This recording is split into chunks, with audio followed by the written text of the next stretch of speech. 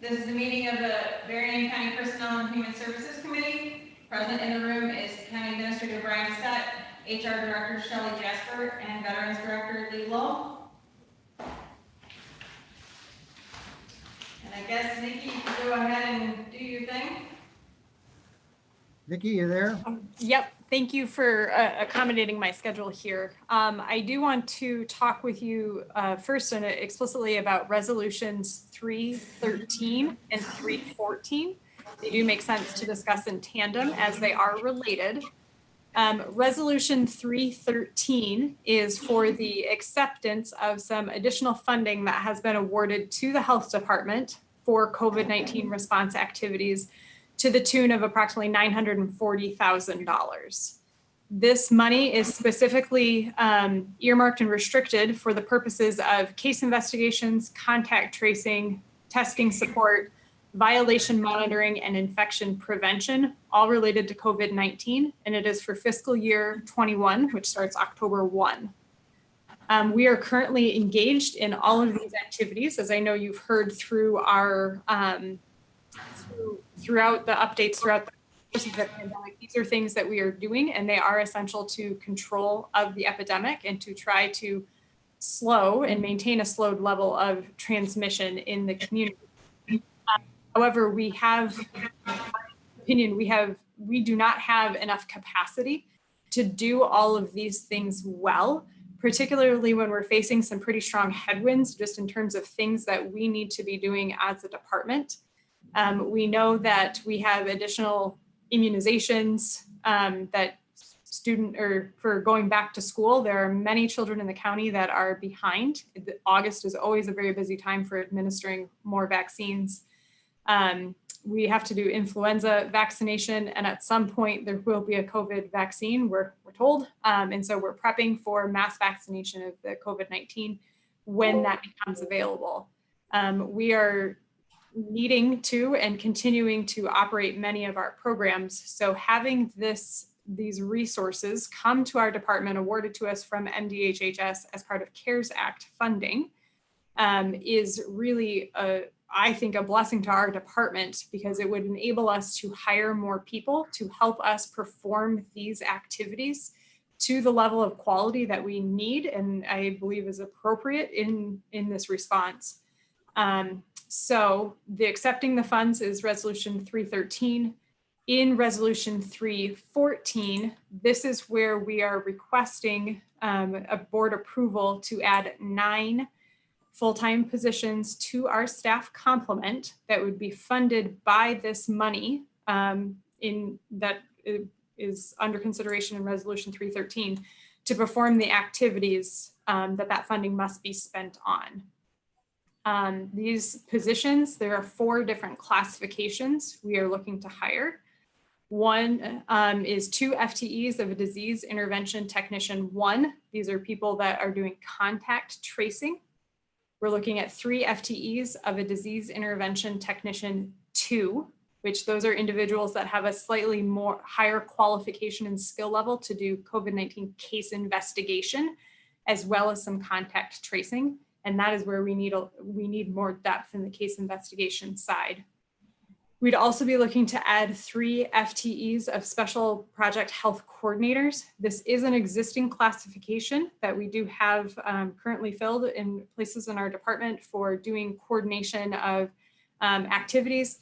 These positions would be in place to support schools and businesses and enforcement or violation enforcement or monitoring and enforcement of executive orders, as well as some of the coordination of case investigation and contact tracing. And then also a communication specialist. We've seen repeatedly throughout this pandemic that sometimes the most important intervention we have is communicating effectively with the public, with a myriad stakeholders to make sure everybody has the right and proper information so they know what they can take forward. We have maxed out our capacity for being able to effectively communicate, and this communication specialist would increase our bandwidth and we would be looking for somebody who would be able to help with a lot of generation of content, execution on that communication plan. that we simply have not been able to keep up with. I do believe pretty firmly that we need to address this workload with full-time workers instead of temporary supplemental for a couple of reasons. Temporary supplemental employees do have a cap on their hours in terms of the number of hours they can work in any given year. We need more work out of these people than we would be able to get with the cap on hours. We also expect to have these positions in place potentially into fiscal year 22, depending on if funding is available. We have been told from the state that this is part of a 30-month, so 2.5-year funding cycle starting April of 2020. So we do expect that funding would continue. We also know that we were able to attract people who are maybe have a slightly higher skill caliber when we're able to offer a more permanent, dependent on funding, but a position with some benefits. We're able to tap deeper into the workforce of people that are available and looking for work in Berrien County. And probably most importantly, when we have a patchwork of temporary supplemental employees, it takes more people to accomplish the same amount of work, and just the coordination of schedules combined with the fact that the employer-employee relationship is a little bit different, that people's schedule changes, they're a little bit less accountable to staying with the schedule that they set, that becomes just a full-time job just to manage on its own. And we can avoid a lot of those headaches and be much more efficient with how we're getting our work done when these are regular full-time employees. So I'll stop there. I'm sure there are plenty of questions. Nikki, probably just as more background, would you explain how you're staffing these functions today? Thank you. That's an important point. So right now we are depending, we have 6 to 8 nurses, depending on the workload in any given week, 6 to 8 nurses that are doing case investigation. In addition to running our full-time IMSS clinic and doing all the other communicable disease investigation of foodborne illnesses and Lyme disease and all of those other things that happen. So this has been added on with those to those nurses. We have 6 to 8 other staff members ranging from nutritionists, community health workers, case managers that are doing contact tracing for us also in addition to their other duties. We have already stretched them pretty thin by adding these things onto our work plate, or onto their plate. We do not have bench strength or push in public health. That has not been something. We're usually one deep in every function that we do as a health department. We've absorbed this function for the last 5 months or so, but it has required many staff members working significant amounts of overtime, 6 or 7 days a week, because the contact tracing case investigation does require attention for multiple hours, 7 days a week. So that is currently being sort of held together very heroically by our team, but it is not sustainable. In terms of the support for schools and businesses and emergency order or executive order enforcement, that has largely fallen on the administrators, myself, Courtney as Deputy Health Officer, Jillian as our Communications Administrative Services Manager. We've been doing a lot of that in individual contributor roles. And again, that has required a significant amount of time. We know that we are not doing justice to those tasks in the way that we would like to, which is why I feel it's most appropriate to spend these funds on people who can devote the time to that work. Okay, good. Yeah. Dave, I had a chance to listen to the Board of Health discuss this issue this morning. Have you got questions? No, I don't. I saw you were going to that meeting, so I figured they'd have a lot better questions than I would. That environment. Surprised. Yeah, it just, you see 9 new employees, wow. Right. But if it, if the funding is there and it makes sense, to those folks, then Okay. interlude. Brian? Mr. Chairman? Brian, Shelley, you guys got thoughts? Yeah, so I'll start, then I'll defer to Shelley. The way that I view this is fairly simply, we've got $1 million on the table that the state of Michigan is offering. If this board recommends that we move forward, we'll accept that. We will staff up and give our full-time staff at the health department additional support. Personally, I understand that this is likely to be a short-term arrangement, that these funds, they may be renewed, they may not be, but we will have in the resolution very clearly stated that this funding is a requirement of the position. We will only move forward with the understanding that these positions, if the funding dries up, the positions are eliminated. Nikki and I have talked now a couple of times about understanding just how clear that directive is. On a personal level, I don't love the idea of having to lay people off, but I also know that the people that are already working for us are burning the candle at both ends. My recommendation is to move forward with the acceptance of the grant, to move forward with the creations of the positions. Okay, I've just talked a bunch. Shelley is our expert. I would defer to her as well. Shelley? Yeah, we had the opportunity to talk with Nikki at length, and she provided the packet of information to us in advance. I worked with her on the job descriptions, she and Courtney and Jillian. I think it's been well staffed. It definitely makes sense. I ran payroll and I saw some of the hours for overtime, and people can't continue that on a an unknown length of time. You've got people working 7 days a week. You don't want them to get stressed, burned out, and then possibly become ill and unavailable for a period of 2 weeks or longer. So I think this makes sense. The resolution specifically states while funding exists right in the resolution, so it is covered. And I agree with the administrator, we hate to lay off employees, but at least we have this going in, so it somewhat softens the blow. And I'll add to that, the majority of our positions at the health department are grant funded. When we post our positions and when we go through an interview process, we're always very transparent of the amount of time that we know we have funding for, that there are no guarantees that this is grant funded at any time. We could lose funding. We're very clear about that, so it does not become a surprise to any employee as to how their position is funding or how where it might fit within our complement in terms of stability. Okay. Well, I think that's a fairly consistent recommendation. I think we all recognize that there are going to be some on the board that are going to have a hard time doing this with permanent people instead of temporaries.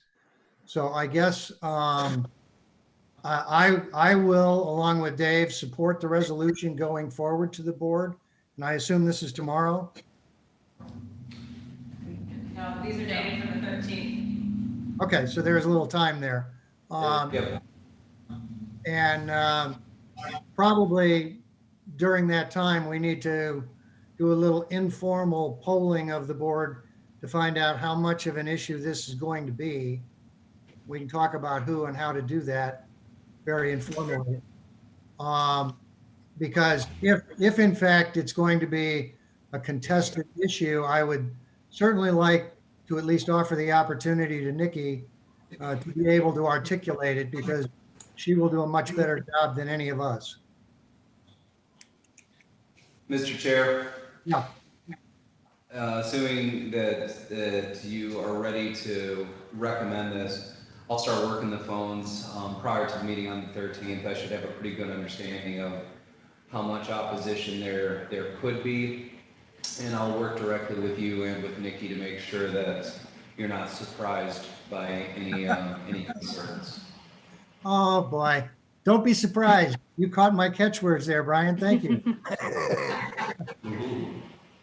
I very much would appreciate your assistance like that, Brian. And Not a problem. then maybe we can even save Nikki another meeting. Nikki, is that okay with you? Yes, that's fine. And I do have the time on the 13th earmarked on my calendar in the event that it's helpful for me to be there. So I'll wait to hear from Brian as to whether or not I should plan to attend. Okay. One other question, because I'm just interested. On the resolution, which will also be coming on the 13th now, I guess, for Dr. J, the $100,000 that we pay annually for that, how much of his time do we get? I do believe that that resolution, there has been a technical error on that. So it is not going before the commission on the 13th anymore. I think Annette was nodding her head that that's true. So I think that has been delayed a week. But the arrangement with the medical director, especially per the public health code, is a little bit wonky. So he is required to be in the office for a minimum of 16 hours, but he is on call for consultation pretty much 24/7. Okay. And my experience is Rick spends a lot more than 2 days a week on our business. Correct. Okay. Yes. That's what I wanted to hear. Great. Thank you, Nikki. You're welcome. Sorry, Bill, I didn't have a chance to get the revised agenda to you yet after I was working very closely with Lisa at the health department as we're trying to figure this out. But as soon as we can get that all fine tuned, I'll make sure I get it back out to you guys. Would you like me to talk through resolution 315, which is a health department resolution as well, about isolation and quarantine before I hop off? The mosaic? Yes. Yeah, I think Okay. we're okay on that one. Oh, you're okay? Yeah. Okay. Okay. Is there anything else you'd like to hear from me? You did a great job. All right. Thank you so much. I appreciate your accommodating my schedule. Good luck with the schools. Yeah, we appreciate all of your support. Take care. Thank you. So we jumped in so fast with Nikki that I totally forgot about roll call. So Shelley, would you do a roll call, please? Chickering, Yes. Ballrep, Yes. Freeling, absent. Two, Mr. Chair, you have two, so you have a quorum. Thanks. Dave, do you like the minutes? Yeah, I think they're fine. Sometime in the last century, I think they are, but I did actually read them a little while ago, I think during the last meeting, but yeah, we're fine. so the minutes are approved. Okay, and then you also have Lee here to talk about his resolution. If you'd like to go forward with that one, that would be P2008317, and this is to approve the letter of intent. Hi, Lee. How you doing today? Hi, Lee. Well, mine won't be as lengthy. Of course, you know, it's the third year that we'd like to apply for this grant, County Veteran Service Fund grant. And basically, all I'm asking today is for your permission to sign a letter of intent. And there'll be another meeting where I'll show you all the things we want to spend for the grant. So we do have a deadline coming up of August 14th to get that letter of intent in. So that's basically all that I'm asking today is just to do the letter, permission to sign a letter of intent. Does that sound okay to you, Dave? Yeah, looks good to me. Great. And your past ones, have you spent all the money on both of those? I'm about $7,000 more to spend, and we're looking for different things to spend it on. I don't think we'll have to write a check back to the state. The COVID thing is obviously throwing a wrench into things we had planned on spending on. So, you know, like we were going to do some outreach at the Berrien County Youth Fair, well, that got torpedoed. So, you know, we're having to readjust a few things, but for the most part, it's going good. Are you finding that your veterans under your services, are they getting hit pretty hard or one way or the other? Well, I think there's a lot of mental health crisis out of all this COVID stuff. I mean, we've had some people applying more for PTSD increases.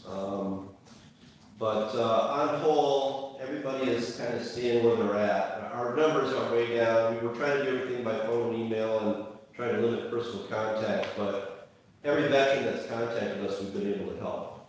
So we're doing good in that regard. Well, you always do a super job. Thank you. Okay, we'll roll that one through. Go get the cash. So are both of you, Dave and Bill, okay with me signing your names on those resolutions? Yes. Yes, ma'am. Okay, thank you. It's the wrong thing to say in government and that, but we probably could get you some rubber stamps. Yeah, I have 12 different signatures for all of you guys, it's great. You don't need me. All righty. Mr. Chair, we have one more item of business, and it was emailed to you. The sheriff is requesting an advanced step hire for his new administrative assistant. You may not be aware that, or you may or may not be aware that his administrative assistant, Deb Strain, is retiring. And the sheriff has posted the position and conducted interviews and would like to hire Peggy Sharonowski. She was a recent layoff from Whirlpool. Right. She has 14 years of experience. He would like to bring her in at step 3 of the schedule. In the email to you, I put all the details of the salary and things like that. I support the request. Shelley, did you recall from her application what section of Whirlpool she worked in?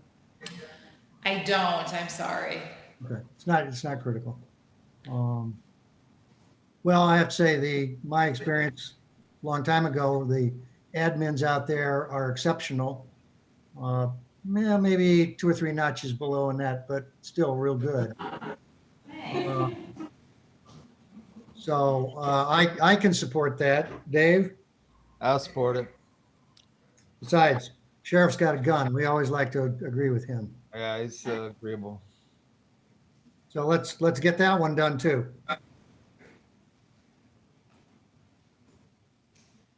Okay, do you need a motion on that? Yeah, so that was a Chickering Ballrath motion, and we'll need to call roll. So, Chickering, Yes? Ballrath, Yes. we have 2 yeas, 1 absent. The other thing that you may have saw on your agenda was the SWIMBA intergovernmental agreement, and that was the document that was used and put into place, after Lake Shore Coordinating Council went away, and we put this new regional entity in place, and Michael Majerick and Don Meeks sit on that board for the county. It's just time to do the renewal of that agreement. But I have some more time in that one, so I did not get that out to you guys, and we'll just schedule it out for another couple of weeks. We have time. It's good through the end of the year at this point, so it'll be coming.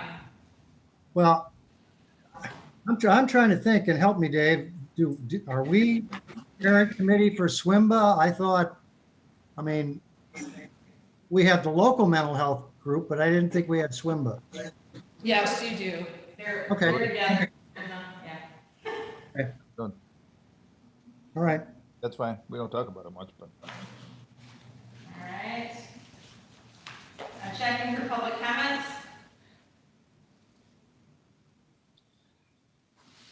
I'm sure there's thousands. You actually have 4 watching right now. Mr. Chair, while we're waiting for public comments, just a real quick update. Shelley has set up some time. I'll be meeting with a variety of department heads early next week.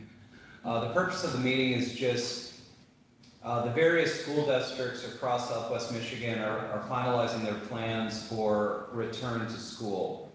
And whether that be in person, whether it be virtual, that's school business.